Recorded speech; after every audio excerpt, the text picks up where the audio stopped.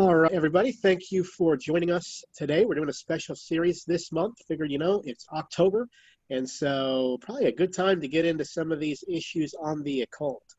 Now, longtime listeners will recognize Miss Marcia Montenegro. We've had her on our podcast, Theology Matters with the Pellews.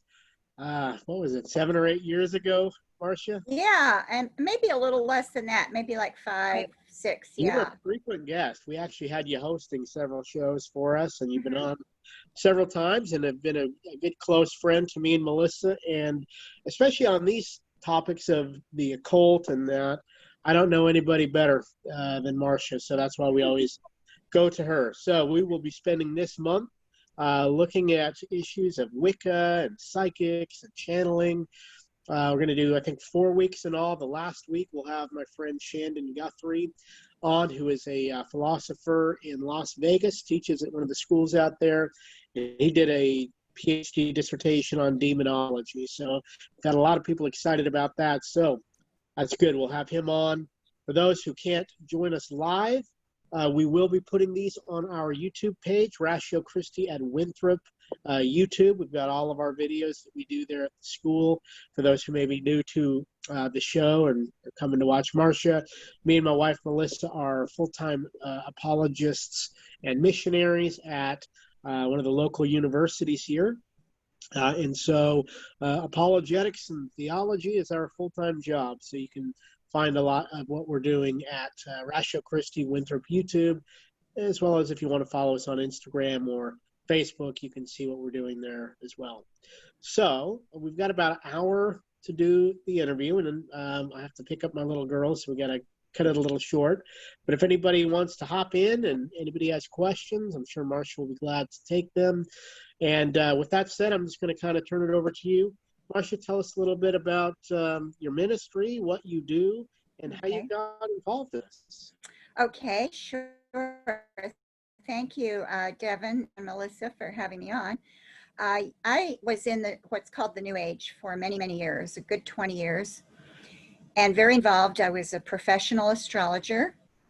The Lord intervened in my life over a period of time, and that led me to reading God's Word. And while I was reading God's Word in the Gospel of Matthew, God opened my eyes to who Jesus Christ really was. And so I just put my faith in him, and that was the moment I was born again. And after that, there was a series of opportunities for me to share my story, to talk about astrology or the New Age, and that eventually led, after several years, to a full-time ministry, Christian Answers for the New Age. During that time, starting around then and for many years doing my ministry, I was a off-campus student at Southern Evangelical Seminary, which is where I met Devin and Melissa. And I finally got a degree, a master's in religion. It took a long time because I was doing my ministry full time. And so I have a focus on apologetics and responding to the claims that are made in the New Age and the occult, but not only that, to help people in the church, Christians in the church, recognize what the New Age and the occult are and how we may see it in the culture, because a lot of times it's disguised very well. So that's what I do. I do talks. I have 2 books. One is relevant to the occult. It's called Spellbound, The Paranormal Seduction of Today's Kids. It's hard to get a print copy because for some reason the prices sometimes are high, but it is on Kindle.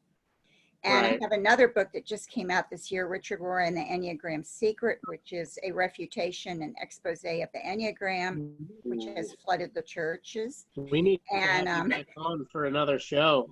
Yeah, I would love to do it. Great. Yeah. Yeah. Okay, I could get my co-author to send you a book. Oh, that'd be wonderful. So I'll remember to do that after the show.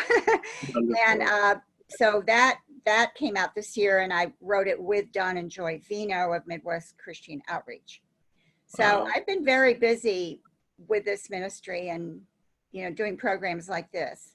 Yeah, and the good thing is, well, maybe it's a good thing, maybe it's not, but there's not a lot of Christian ministries that focus on what you do. There's a lot of Christian ministries that kind of do what we do as far as does God exist, problem of evil, general apologetics, but the Christian Apologetics Alliance, it's a well-known Facebook chat for people who like to get in there and talk about apologetics. But anytime there's a question that comes about the occult or some type of topic like that, Marcia's always the person that they go to. So I usually get tagged.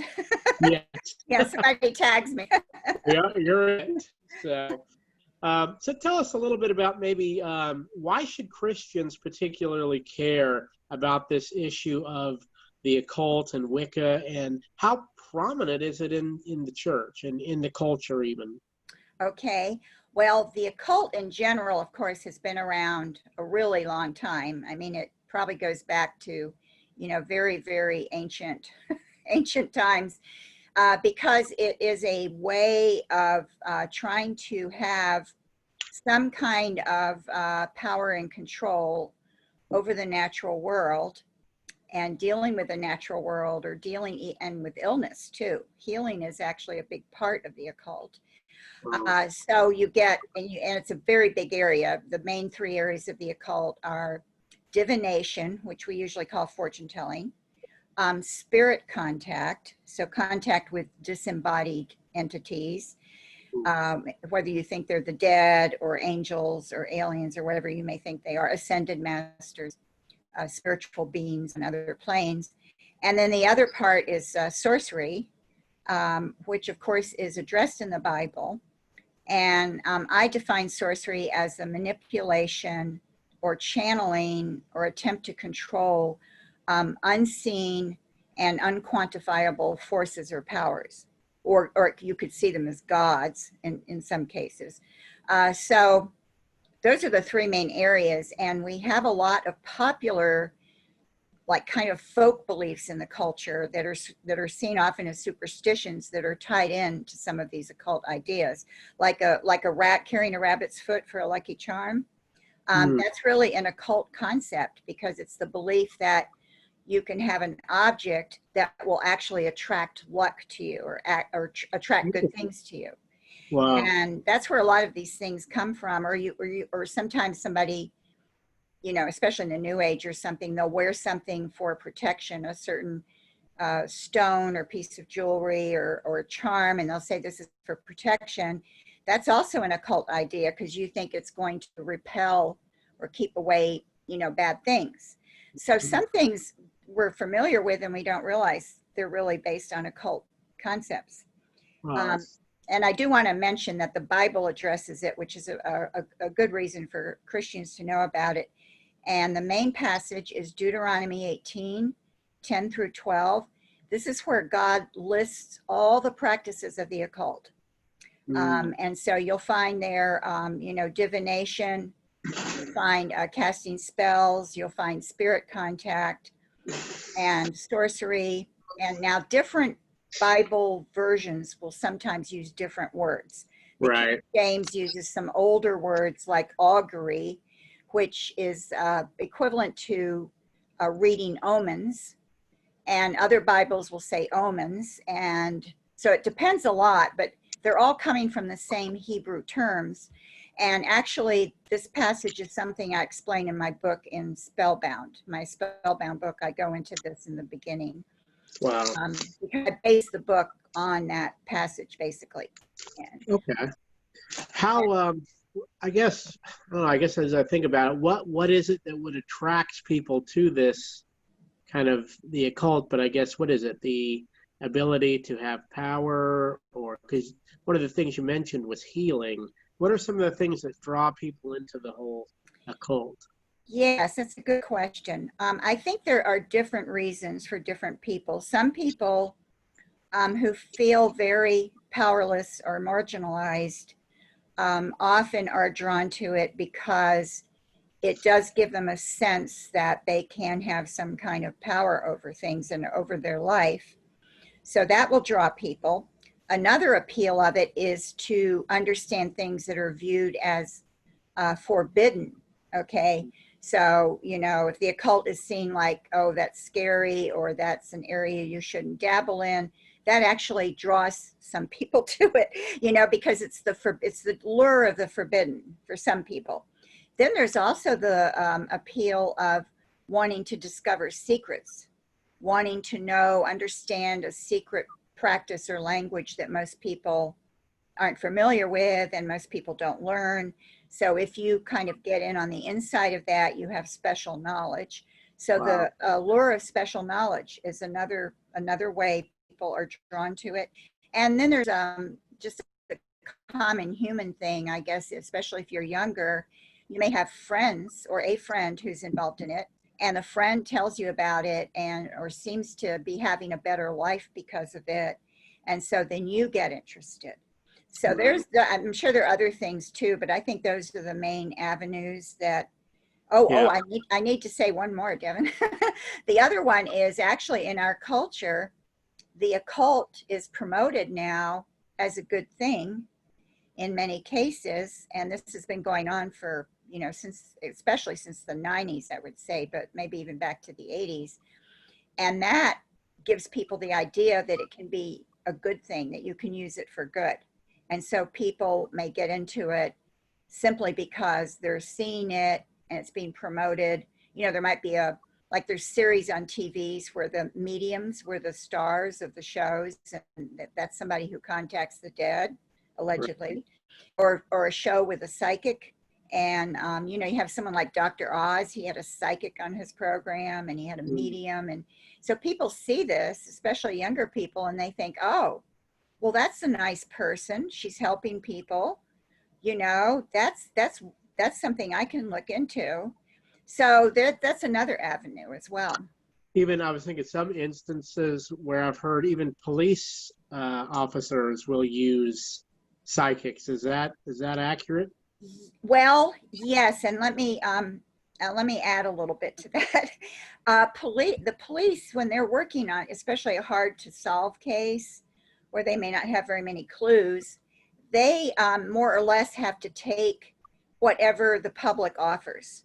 You know, whether it's somebody who thinks they saw somebody near the scene of the crime, or somebody who had a dream about it, and or a psychic who says, "Oh, I can help you." You know, they sort of have to go along with it, because anything they get, they think this might, you know, lead us to the truth. Now, whether those clues actually solve crimes as claimed is another matter. I don't think that's ever been proven.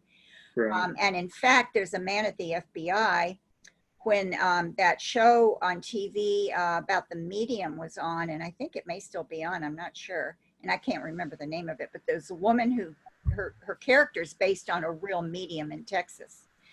And there was an article in a magazine I read, and about her and about the real medium. And the FBI guy said in all his years at the FBI, and he had been there a long time, he was retired, he said, we never got any information that helped us from psychics or mediums. Wow. He said, you know, they would offer it, or some people would seek it out, but he said none of it ever solved a case for us. Wow. And friends, we're going to be doing a whole show, I believe, on this issue of psychics. Is that right? Yes, yes, we're going to do the psychics and channeling. I think it's the last, so 2 weeks from now. Yeah, so those interested in the topic, make sure you tune in. And then just lastly here, before we go to the topic of Wicca, one of the other things I've noticed is, I think, especially with some Christians that I know, they don't really think things like astrology or tarot cards, they don't really think it's that big of a deal. And yeah, that's true. I'm horrified by that. I would never allow that in my house, you know. Yeah. Maybe talk about that, maybe. Yes, exactly. And you put your finger on a good one, astrology, which I could do a whole show on too, of course, since I was an astrologer, because it's such a known thing in the culture. You know, like so many people know their zodiac sign, and you have the horoscope column in the newspapers, and especially in women's magazines, usually there's always something about, you know, there's some kind of column in there about what this month is going to be like for you, depending on your birth sign. So it's taken almost casually as something that's kind of entertaining and fun and maybe has some truth to it. And of course, some people believe in it more than other people. Right. And a lot of people don't understand that astrology is a system that is completely built on occult concepts and occult belief, because the belief is that the planets and the sun and moon represent certain things in your life. And Right. so if you get a chart done, which is it's done based on your time and place of birth, and you get a circle 360 degrees that shows the position of the planets and sun and moon at the time you were born, where you were born, and the astrologer interprets this. And this, you know, in order to do this, you have to believe that there's a meaning that maybe your sun in Capricorn is in the third house, you know, and your moon is in Libra, and you know, then you have Neptune at the top of the chart. That means something too. So you have to believe that, first of all, these planets have some kind of secret meaning, and then that their position represents your life. So once you go, you know, you go in that direction, you're already believing in these hidden meanings. Right. So hidden meanings, you know, hidden invisible spirits with spirit contact, all of these things are occultic. And so astrology is just the occult at its core. Wow. And of course, God denounces, it's a form of divination, because you're reading a meaning and a message about somebody's life with it. Divination is condemned throughout the Old and New Testament. And astrology in the Old Testament, astrology is a modern word, or fairly modern word. So there was no Hebrew word for astrology when the Bible was written. However, they describe astrology using other terms, such as dividing up the sky. Oh, wow. Or honoring the sun and moon and host of heaven. And there's references to the planet Saturn. I believe it's in Amos, and then it's repeated. It's referenced in Acts 7.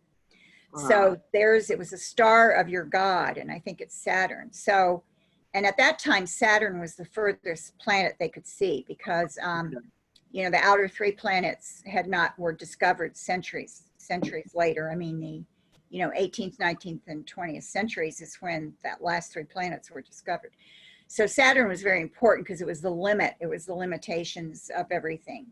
Okay. And so see, all of these meanings are put in there, and God addresses this. And of course, in the book of Daniel, we see the king wants his wise men, who are often called Chaldeans, and Chaldean was really a term used for somebody who did astrology. And he calls them and says, I want you to interpret my dream, but you know, you have to tell me what my dream was. And of course they can't do that. And then Daniel, you know, God gives Daniel the revelation of what to say and what the king's dream is and what it means, because the dream is really from God, and Daniel's able to interpret it. So we see how these astrologers at the king's court in Daniel are just really powerless. And then at the end of Isaiah 47 is a very strong denouncement of astrology. So that's another, in fact, the whole chapter 47 of Isaiah is a judgment on Babylon, and it addresses a lot of their occult practices. So that's another good passage. Yeah, so then Christians should not really be playing around with things like astrology and doing the tarot cards and reading their signs. Like it is a big deal. It's not just sometimes it might be, I don't know, the Disney cartoons or stuff just kind of makes it seem as though it's just innocent and sweet. Yes. But it's not, is it? No, and that's the problem, is that they have made this in this culture to market these things. They're often made to seem innocent. And like the astrology horoscope columns. So it's seen as sort of an entertainment. And sometimes people will get into it because they think, I'm just going to do this for fun, you know, or I'm going to do this because I'm curious. And then you can get drawn into it. So it's better just to stay away from it, because it does have this appeal to some people, and you may not realize that it's going to, really draw you in. And it can, and once you're drawn in, then you're in really dangerous territory. So, I strongly advise people, don't even read your horoscope column, even though it's pretty meaningless, because it is somehow giving value to astrology. And that, in a way, is honoring other gods. Yeah. It's almost like you're allowing a foothold in the door, so to speak. Yeah, exactly. Who knows, So.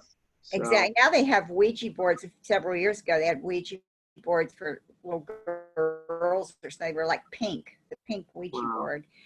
And the Ouija board's a whole other story. I have an article on my website on it, and I have a chapter on it in my book Spellbound. And that came about, actually, that was the early form of it, was started by a spiritualist in France in the 1800s. And a spiritualist was somebody who believed in contact with the dead. So he started a very early board that didn't quite look like the Ouija board, but it was developed and became the Ouija board. And so I'm not saying the board is dangerous. I don't want people to like freak out if there's a store and they see a Ouija board on the shelf, to like run away, like, oh no, I can't get near it. It's just an object. The Ouija board is just an object. But it's when you start using it, if you actually sit down and try to have contact or get an answer, that's when you've crossed the line. Right. So I always try to point out, same with tarot cards. The cards themselves are not going to, just sitting there aren't going to do anything, but picking them up and getting interested in them and trying to interpret them, or letting somebody else interpret them for you, then that's you've crossed the line there. Yeah, it's a whole world you do not want to get into. Right. Yeah. Well, maybe we can turn the page here a little bit to Wicca and spend the remaining of our time talking about that. Tell us a little bit about the origins of Wicca. What are some of the fundamental beliefs? Okay. Etc. Okay. Wicca, which is, known as Wicca. If you use the name Wicca, it's a very specific thing that was started by a man in England named Gerald Gardner. Gerald Gardner had a rather colorful past. He was very interested in the occult, and he supposedly joined several secret groups. I think he actually did at least join one secret group. Supposedly had met some witches in the woods, and there's stories about him and stories he told that can't be verified, so we don't know how true these are, but it is true that he started a religion that he said was an ancient religion, and he called it Wicca. Wicca comes from a word, I think an Old English word, that means either to bend or it means to be wise. So it can mean, so I guess they aren't really sure, what it comes from, but to bend the reason that word would be used is because it would be you're bending reality to your will. Okay. And wise, of course, is, because a witch would be seen as wise from that viewpoint. So he started Wicca, and he had been involved in Masonry, and he actually imported some rituals from Masonry into Wicca. And another source that he used, he used two other sources. One was he used the writings of a woman named Margaret Murray, who was a Egyptologist. She was a specialist on ancient Egypt history. And she had written a book about witchcraft as this very ancient religion. Now, this book was later completely refuted and debunked because it isn't based on any solid research or facts. So the book really is worthless. But at the time, a lot of people didn't know that. And Gerald Gardner took it very seriously. So he took the idea from that witchcraft was this ancient religion, and he was sort of reviving it as Wicca. And the other source was a man named Aleister Crowley, And Aleister Crowley was a very colorful figure. To put it, that's a nice way to put it. Aleister Crowley, who grew up in a very, I think, probably legalistic Christian household, rebelled, and he started calling himself the Beast or the Great Beast. He was really into doing sorcery. What year magic. Was this what year was this that Aleister Crowley had? When he started doing these things. Yeah, well, his life, like, what was his life like time period? Was it because I've heard about him, but I don't know when did he live? He lived, I think he was born in the very end of the, I should have checked this. He was born in the very end of the 19th century. Okay. And then he died in 1947. Okay, yeah. So it was somewhere in the latter part of the 1800s. Yeah, to 1947. No, that's a good question, so people can kind of place him in a timeline. I was making sure it wasn't like with St. Augustine or some time back then, but it was fairly recent. Yeah. Yeah, exactly. And that's a good thing to point out. He wasn't some long ago figure. Okay. Yeah, and so, I think he went to Egypt. He was interested in all the mysteries of the ancient Egyptian religion. And he had a phrase that he came up with, and the phrase was, "Do what thou wilt shall be the whole of the law." And basically what that means is that your will is the law. Your will is your law. So you exert your will where you want to do something or have something or get control over something. It's all done by your will. But it was seen as it's sort of in a supernatural way that you could exert this supernatural power through your will. So that statement, "Do what thou wilt shall be the whole of the law," became very well known as his philosophy, more or less. And he, he got into some very, immoral activity, to say the least. But interestingly enough, Gerald Gardner met Aleister Crowley. From what I understand, he met him in 1947, which is the year that Aleister Crowley died. And we don't know exactly what took place or how long was he with Aleister Crowley, or, I don't know that there's anything really written on that. As far as I know, there isn't anything definitive, but we do know he met with him. And Gerald Gardner came up with his motto for Wicca, which is, "Do what you will, but do no harm." So it was a variation on Aleister Crowley's "Do what thou wilt shall be the whole of the law." So do what you will, but do no harm. So that, and you can say it in different ways, but that's what Gerald Gardner came up with. So okay. It had a different spin on it. And he formulated rituals. And so these groups began springing up in England that were following Gardner's teachings. And then there was another man who came along, and he was teaching, I think actually maybe he had been with Gardner and then he left and formed his own groups. And so he was teaching Wicca, but he was teaching his own variation on it. And it was Alexandrian witchcraft versus Gardnerian witchcraft. So there were these two forms of witchcraft going on. And then a man named Raymond Buckland, who had been a follower of Gardner, came to the United States in 1963. And he started Wicca groups in the United States. And that's when they started, popping up here and there.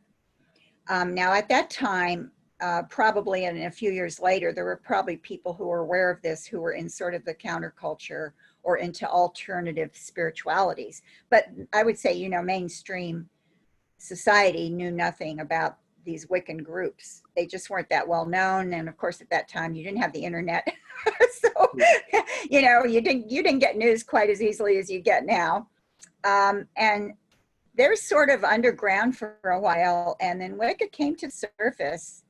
Now I knew some Wiccans and witches when I was in the New Age in the 1980s, because I had clients who were Wiccans and witches and neo-pagans. And I want to say something about neo-pagans in a second.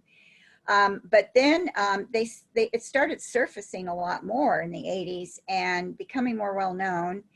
And in the 90s, and it was actually, I still remember this, in 1995, I was giving a talk to a youth group at a church, and an 8th grade boy came up to me afterwards and he said, I know someone in my school who is a Wiccan. And at that time, I didn't realize they were in the schools. And he said, and she told me that the Trinity is a copy of the triple goddess in Wicca. Wow. And I was standing, I knew what the triple goddess was, but I had never heard this kind of thing before. And I thought, first of all, I'm taking in the fact that there's a Wiccan in this 8th grade boys' school. Right. And then I'm taking in the fact that she's told him this. And I thought, you know, a counterfeit of the Trinity, and saying it's older because the Trinity is based on that. You know, and he was looking at me a little confused, like, you know, I don't know what to think of this. What do I say? You know? So that started me on this road I wrote up a paper on it that I would hand out to youth groups when I spoke. And I started speaking on the topic.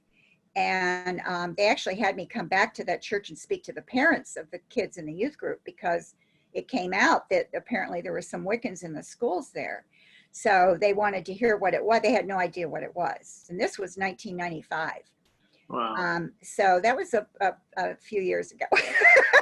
And I wasn't in full-time ministry then. And actually, I'd only been a Christian for, at that point, for less than 5 years. Wow. But I was doing these talks, you know, I was kind of doing a part-time ministry. And so then it really, then after that, I started hearing about it a lot. And I would go to youth groups and say, how many of you have Wiccans or witches in your school? And almost all the kids would raise their hand that they were in the schools.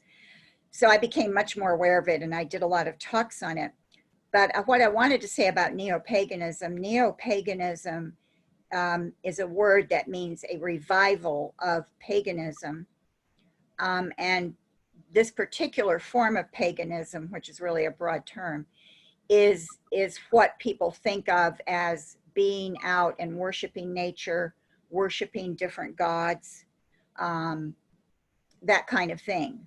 And Right. it's actually alluded to, you know, in scripture when they were, it talks about them going under the sacred groves and the groves of trees where they would have their altars or do various practices of their beliefs. So neo-paganism is the broad term, the umbrella term under which Wicca and witchcraft fall, because there are other forms of neo-paganism aside from Wicca and witchcraft, and that would be like Druidry, okay, which goes back to earlier times in Britain. And there's a Norse paganism, which is in the Scandinavian countries. And actually, there was a big revival of those around the same time Wicca took hold in this country. So, and actually it's still there. So you have these groups worshiping the Norse gods in, you know, Sweden and Norway and those areas. And and they're called Asatru and Odinism are two of the names. And oddly enough, I know I've gone beyond Wicca, but I want people to have kind of a big picture of it too, and not just, you know, think Wicca is all that's out there. There's these other things. And so, for example, some very extreme white supremacist groups worship Odin, the Norse god. Yeah, and because they see him, you know, the Norse peoples are all, you know, they're all white people. And so this draws, apparently this is a draw for people who are like white supremacists. And there are people in prison that get into, you know, groups that are Odinists. I don't know if you remember, but several years ago, I'm thinking it had to be at least 12, maybe even 15 years ago, there was a man, a black man, I think it was in Texas, and he was attacked by two white men. I can't remember if it was one or two men, and they tied him, I think, to the wheel of their truck or something and dragged him down a road I do Yeah, remember. it was a horrific, absolutely horrific crime. Well, Yeah. one of those guys, or the guy who did it, was an Odinist. Wow. Yeah, he had a tattoo on his arm for Odin. Uh, So, this is something that's real, that, yeah. it's not common to run into people who worship Odin in our culture, but they're out there. So all of these different groups would be under Neo-Paganism, and Okay. then Wicca is there. Now, I want to say something about the word witchcraft, because there are people who call themselves Wiccans, and they believe that they are practicing true witchcraft, and the people who call themselves witches aren't really doing it right. And there are people who call themselves witches who see Wicca as this kind of fluffy bunny, Johnny come lately religion. So they think, those people who are Wiccans, they don't really know what they're doing, and they're just doing all this superficial spells, and they don't understand the real, deep meanings of witchcraft and what witches do. So there's a divide there. Okay. And even among witches, for example, you can't get a definition. They had a big gathering of witches a number of years ago, and they tried to come up with a definition of witchcraft, and they couldn't agree. Okay. So, there you go. So that's another reason it makes it hard to Right. describe Well, and talk about this, is because you have variations, and you have different groups that may do it differently, and you have different leaders in Wicca and okay. witchcraft who teach differently. That's, So that's, there you that's go. yeah, that's a lot. That is so Yeah. much information. That's good. And if any of our friends who are out there, if you guys have a question, feel free to chime in and ask. But I guess that would lead to my next question. So, I guess like as apologists, we look at, okay, in this column is Christianity, this column is, say, Mormonism or Islam, and we can say this is their belief about God, this is their belief about Jesus, this is their view of the afterlife. Within, I guess, neo-paganism, or maybe just more specifically Wiccan, what is the view on, like, does God exist? Is it pantheism? Personal God, or kind of, is there a unified view of if God exists, or do they believe God exists, or are they atheists? Yeah, and this is a really good thing to discuss. There is not a unified view. Some Wiccans and witches, some of the things I'll say about Wicca are also true that you find in people who call themselves witches but don't call themselves Wiccan. There are actually some Wiccans and witches who are atheists and who do not believe in God at all. Or the supernatural? Would they deny the supernatural as well? Or They might redefine it, or what they might say is that you use your own inner powers. okay, like an energy. I don't know that they would be like 100% anti-supernatural. I wouldn't say that.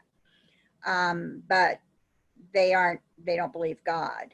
However, I'm not sure, nobody knows how many are like that, because there's nobody going around doing surveys asking people.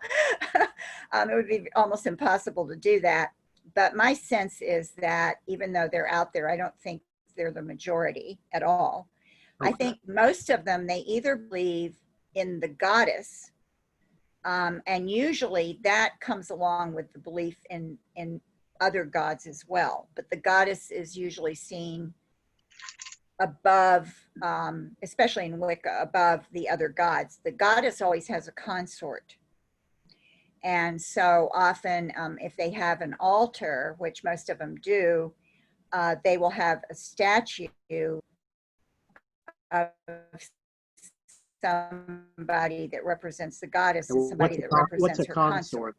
And consort, yeah, thank you for, because there I go again, I'm just using a word, not explaining it. A consort is, I guess the best word to use would be companion, but like almost like a husband, not a companion like a friend, be a companion like a partner. But she is more powerful or more important than the consort, who's male. The consort is male. And a lot of the traditional Wiccan groups will do their rituals, and they will have, if they're a mixed group, or they may have an all-female Wiccan group and an all-male Wiccan group, and they'll come together for certain rituals, and they'll have male, female, male, female, male, female, to balance the male-female energy in the circle when they do these rituals. Wow. So I was an astrologer. When I was an astrologer, I ended up going to this house that was occupied by a coven, and everyone in the neighborhood kind of knew that. I was living in a very alternative new agey community, and we all knew that this house called Ravenwood was a house where witches lived. And I met one of them one night, actually outside the little health food co-op. And I can't remember how we got started, but she found out I was an astrologer, and she said, I want you to do my chart. And so she told me where she lived. She said, well, I live at Ravenwood, you know where that is? And I said, oh yeah, I knew where that was. I'd never been there. And I ended up going there. And when I came in the door, and she met me at the door, I don't know how many lived there, but there was a number of people living there. The head of this coven was this woman, middle-aged woman, and she was sitting in the living room at a desk, and this woman who had, you know, wanted me to do her chart, introduced me to this woman. I won't say, I remember her name. She had a witch name. It wasn't her real name. And she was addressed as Lady. So it was Lady followed by her name. And she, and so other woman who was my client said, this is Marcia, you know, she's going to do my chart. And so this woman looks up and she says, oh, you're an astrologer. I said, yes. She said, okay. She said, my son is in the 12th house. What does that mean? And so I told her, I said, well, I think it means blah, blah, blah, or maybe you do this or you're like this. And she said, you're right. She said, you're right. So I kind of got the seal of approval. Wow. And I ended up doing a chart for everybody in that house. Wow. And I found out when they did their rituals, there was a counterpart to this woman who was the head of this household group of witches. He was obviously I said he, so he's a man. And he was from England. And they told him about me, and so he called me and wanted me to come do his chart.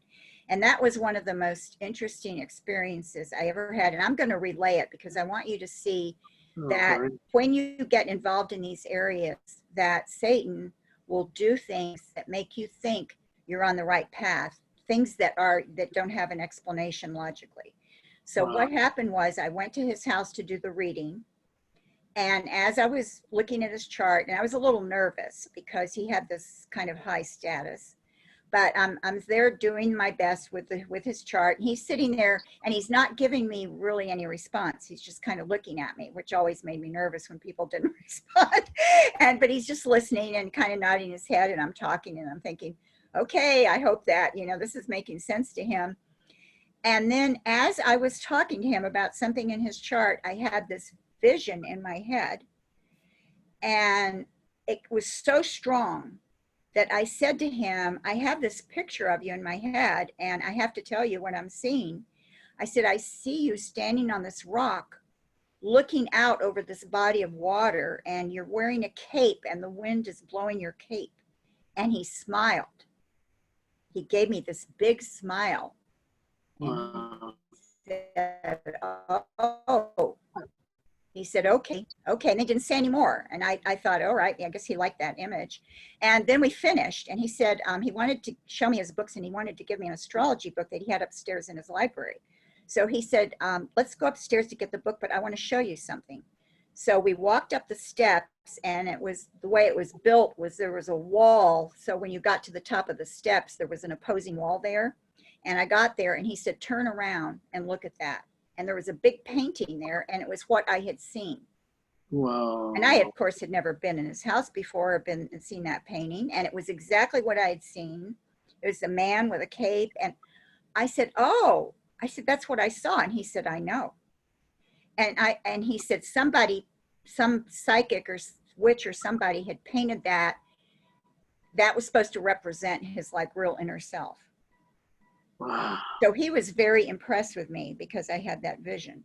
So And you would say, well, I'll ask you, I guess, but I assume you would say then that there is this, even in the occult world, there is a supernatural power of things like that can't really be explained through natural means, right? Yes. Oh no. And I mean, I had a lot of, that was one of the most dramatic things, but I had other things like that happen to me where I would see something as I did the chart and tell the person and they would say, yes, that's true.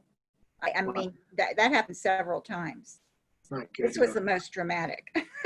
That is very dramatic. Yeah, it's very There's dramatic. no explanation for that. Yeah, I've never forgotten that. But, you know, other things like that would happen because you open, when you're in that, you open the door to be influenced by demonic powers. And they will give you things that validate what you're doing. So you feel like, wow, you know, I'm good. You know, astrology really is true because look, how else would I have seen that? You know, it just validates everything, and it validates it for the client, you know? So they were like, yeah, wow, that's astrology really is true because of what she said and what she saw. So you get these supernatural things that are, you know, like counterfeits of God's miracles. They're like, you know, they're counterfeits. It's not really a miracle, but you know, it seems because it's supernatural and it's beyond logical explanation. So anyway, I wanted to tell that because I want people to understand that there is a demonic power in this. This is not something to take lightly, you know, to fool around with. You just don't want to go there because you don't know what you're opening yourself up to. Right. Now I didn't really talk. I started talking about their view of God and everything. So they have the goddess and a consort. Now a lot of them do believe Jesus existed. Okay. But they'll often see him the way New Agers see him as, you know, a wise teacher. Okay. And that along those lines. Can I ask you this, Marcia? Would you say then that like they are more like polytheists? Because did you say that they believed in many gods, or some of them are polytheists, some of them are duotheists. Okay. That would just be the goddess and her consort. Okay. But here's the thing about Wicca: they don't like to define themselves by any doctrine. Okay. So they may even not be sure what they believe. You know, So they may believe in gods and consort, and well, maybe there are other gods. You know. Okay. So as far as the goddess, would this be like a physical being, a immaterial being, a personal being, a force? Like, what is the goddess? Would that be like pantheism? All of the above. It could be symbolic. It could be seen as a power within you. Okay. Okay, so you actually, the goddess is really within you. Wow. And also the earth is the goddess. That's a very common view. The earth is the goddess. So that would be panentheism. It could be pantheism in a sense. You know, and their philosophy on it isn't clear enough. That makes it hard to define because they don't classify themselves with those labels, and it's hard to know because they don't all believe the same thing. So some of them are pantheists, some of them would be panentheist. So the goddess and divine power is in nature. That would be very a common view in Wicca because they do see nature as being divine. And so nature is very important. It's very important. That's why they like to do rituals outside in nature. And they work with what they call the elemental spirits or the elemental powers, which is supposedly the spirits or powers within nature. And their rituals that are around using those kind of forces. And just within Wicca and witchcraft, especially witchcraft in general, there are so many types of witchcraft. I mean, you know, I don't even know how many types there are. They even have the names. Like there's fairy witchcraft and there's green witchcraft, and you know, there's just a whole string of variations. But some of the things I'm focusing on are more of the core ideas that are more commonly found. Right. And so there, you know, and of course there's no concept of sin. And one time I was speaking, I got to speak and when I was doing my ministry, I got to speak at a college in Maryland. I had been invited to speak there by InterVarsity because there was a campus pagan group. And the guy said, you know, I want to do something that will get the pagans to come too. And so I came up with the idea of, okay, I'll talk about misconceptions of Christianity and the misconceptions of witchcraft. And so I went there and there was Christians and witches that came. Wow. And, yeah, it was very interesting. And so there was some witches, like 3 or 4 rows in front of me. And, you know, I think they identified themselves, or one of them identified herself as that way. And I kind of looked at them as I was talking, or I maybe was answering a question. I don't remember now. And I said, do you believe, do no harm, do what you will? Okay. I think earlier I said, do what thou wilt, do no harm, but it's really do no harm, do what you will. Okay. And they were like, yeah, you know, we believe that. I said, well, how do you define harm? Well, you know, if you hurt somebody physically or emotionally. And I said, what if you hurt somebody, but you didn't mean to hurt them? And they're kind of like, they didn't really know how to answer. I said, is that doing harm? See, they don't really have definitions for what harm is. And I said, okay, well, let me give you a scenario. You know, in India, there used to be the practice of widow burning. So they would put the widow on the funeral pyre of her husband. And it was outlawed by the British when the British were there, but it's apparently still done, at least several years ago, it was still done in very remote villages. And I said, so I said, they're doing it based on their beliefs, that this is what you should do. Right. And I said, do you agree with it? And they were horrified. They're like, no, of course not. That would be, you know, you don't throw this poor woman on the funeral pyre of her husband. And that's very anti-feminist. And most Wiccans and witches are very strong on feminism. Right. And I said, but who are you to tell them that it's wrong? Because, you know, maybe they think that's a good thing. And you don't have a way to say what's good and bad. You don't have absolutes. So I said, you can't really condemn them. Wow. From your viewpoint. Right. I wanted them to see that, yeah. So there's this, you know, flaw, of course. Right, yeah. If you can't define what harm or what evil is, then, you know, you can almost justify anything. Yeah. That's so I'm giving some little examples here so people get kind of an idea of the thinking. Yeah. And things you can maybe bring up and say to people. Yeah, that's what I was going to ask next. And I think, unfortunately, we've got about 8 minutes. Oh. Maybe next week. I'm just getting warmed up. I know. I'm thinking maybe next week we can start at 12:30. That's okay. My fault. I didn't realize the time. Maybe in the last few minutes, Marcia, what are some ways that Christians can share the gospel or engage in evangelism with those who are involved in Wicca? Yes, I think that one good thing about talking to most Wiccans is that they do like dialogue with you if you're respectful. So as long as you're respectful of them as a person, you don't have to respect their beliefs, but you respect them as a person. And you can say, can we have a dialogue about our beliefs? Tell me about what you believe. Mm-hmm. And then if you have questions about what I believe, ask me or tell me, or another thing to say is you can say, what do you think Christianity is? See, because you can ask them, well, were you raised in a Christian church? Now, a lot of them were. And so some of them might say yes. And then you can say, well, so you left that, obviously. Why did you leave? And then when they answer why they left, you often see what the problem is. They might say, well, the rules were so strict, I couldn't wear makeup, you know, and I couldn't go to movies. You know, this would be like a real extreme legalistic church. Or, yeah, we went to church, but it was like nobody really believed it, and we just kind of went through the motions. So they were in a dead church.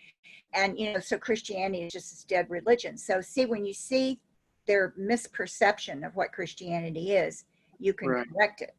There was out here, I want to say it's in Hickory, I believe it's Hickory or some little town out here in the Carolinas, where every October they would do a pagan, they call it the pagan festival. And me and Melissa and some of our students would go every year. Right, I remember when you were doing that. But we actually had a young lady who was a practicing Wicca. I don't know if she was a witch or whatever.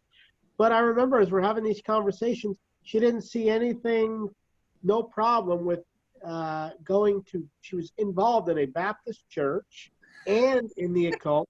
She brought her little 8-year-old kid over to quote the scriptures that he had memorized that Wednesday in church. And it was like to her, well, what's the problem? And I'm thinking, man, what kind of a church is this that Exactly. this lady could be involved? And it was like, oh, what's wrong with me? And I've heard people, I'm sure you have people say, oh, Yes, Christian witch. yes, and I something did to want to that say effect. something about that, so I'm glad you asked. There are people who call themselves a Christian witch or Christian Wiccan. I have dialogued with them online, and my understanding of their beliefs is that they think Jesus was a really good teacher, and he had good things to say. They really admire him, and so what they do is they just put him in their pantheon of gods, or a goddess and god or whatever, and he's just kind of added in. And so actually, even though they're using the term Christian, they're really more Wiccan than they are Christian. They're not really Christian, but they may use that term just because of their view of Jesus and they like him. So, the fact that she was in the church, and that kind of makes me wonder, did the pastor, did other people know it? Yeah. And, let her think it was okay. I hope not. Yeah, But yeah, you have to kind of wonder. I did read a book several years ago. I think it was called Between Two Worlds, and it was written by people in Wicca and witchcraft, and several of them were actually ministers in Christian churches, but their identity was hidden. And that was a very interesting book. They were bringing in some ideas into the church, but they weren't telling people what they really were. Real quick, let me ask you this. Do you think some of those concepts are kind of, you almost see, I feel like we could see some of it almost like within the Word of Faith movement, almost like the law of attraction. And, I've been watching the American Gospel, and I don't know if you've seen that. It's on Netflix now, but it's a real good exposition. Oh, yeah, I'm in the second one. Oh, are you? Okay. Yeah, I'm in the American Gospel, Christ Crucified. You have to watch it now. I'm in 2 chapters of that. Can't wait to see that. I'm talking about Richard Rohr. Okay, wonderful. I can't wait to see that. Would you say that some of those concepts are at all in the Word of Faith movement or no? I think the practices are similar, but they're based on a completely different belief system. What they're doing, of course, is misusing God's word. And, they take verses out of context, like the power of life and death is in the tongue, which, just has to do with speaking damaging words or words that are uplifting. And they take that to mean you can actually speak, death, or you can speak life or whatever. So you can have all this power in what you say and your words. But so they're taking it from the Bible, but what they're doing is similar in some ways to what people in the occult do or in the New Age, but the concepts and the basis for it are completely different. So I don't see it as the same thing. The practice is, of course, wrong, but I would want to point out to those people how they're misusing God's word. I would want to say that first to them if I was talking to someone, rather than say, well, what you're doing is really witchcraft. But then, they don't want to, then they're going to be mad and defensive, which I can understand when somebody tells you, you're Christian, you're doing witchcraft. So what you do is you try to talk about the verse they're using, well, where are you getting that from? Oh, this verse here. Well, let's look at that. Let's look at the passage. And in context, you can usually see, how they're misusing it. Perfect. Okay, well, unfortunately, we've come to the end of our time, and next week, if you're good, we'll start about a half hour earlier. That's fine. And if I'll think about if I had more to say on this, or if you have other questions. That'd be great. We can finish this up. Yeah, that would be perfect. And did you want to give us your website for people who want to be able to see your work or your? YouTube Sure. channel, etc.? Okay, thank you. Yeah, I don't have a YouTube channel, but I'm on a lot of YouTube programs, the interviews that I did. So if you put my name in YouTube, a lot of stuff will come up. But my website is christiananswersforthenewage.org. And if you go to the articles page, I have a lot of articles on there, and I have an article on Wicca. I have a Facebook page called Christian Answers for the New Age. So if you like and follow that page, you can keep up with my posts I do on the New Age and the occult. And I did want to mention real quickly, I have a whole chapter on Wicca in a book called Cults, World Religion and Cults. And that is probably the most detailed thing I've ever written on Wicca. It's really detailed. It's history, it's got footnotes, the beliefs, everything. It was a very challenging thing to write because I think it's very hard to write about Wicca. And there's a whole chapter in that book. I'm going to have to check because I can't remember it's put out by Answers in Genesis. Oh, okay. But I think that they use another name for their publication. So I can't remember it right now. But it is World Religions and Cults, Volume 2. Okay. Wow, that's wonderful. All right, friends, and Marcia will be back with us for the next 3 weeks. So we'll be here. We'll be here earlier next time, maybe even 12 or 12:30. We'll let you know. I'll get with Marcia and let her decide. And thank you so much for coming on. You're such a wealth of information, and it's like there's so much to learn about this. I don't know. It's impressive to, you know a lot of stuff. So that's why we wanted to get you on here, because we know you're the expert on this. So look forward to the next few weeks with you. Well, I look forward to it too. And thank you so much for having me on, Devin and Melissa, because I know she's there behind the scenes. And Yeah. thank you very much. And I look forward to the next time. Wonderful. All right, friends, appreciate everybody joining in, and we shall see you all next week. God bless. Bye.